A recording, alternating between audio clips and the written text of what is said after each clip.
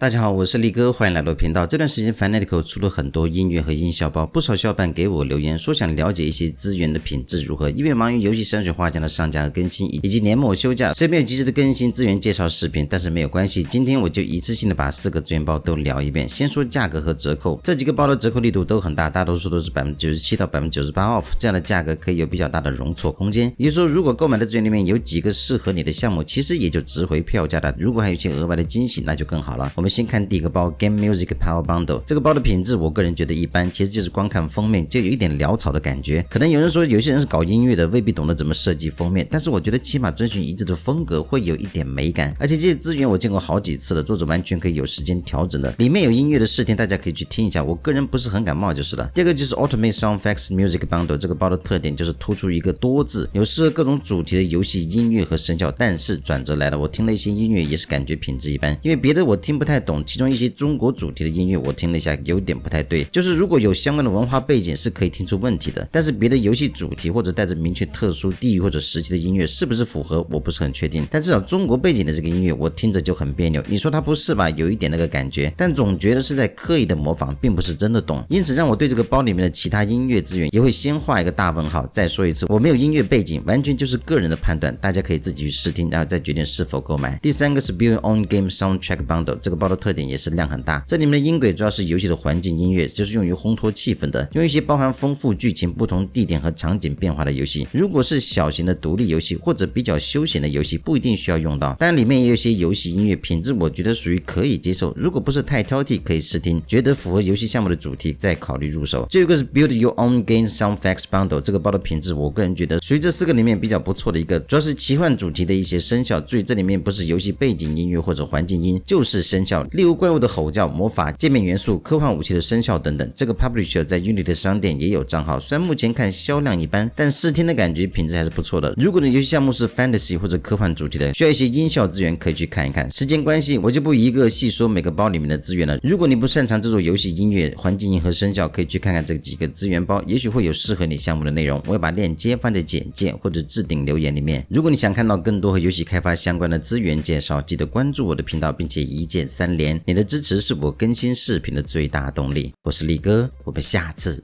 再见。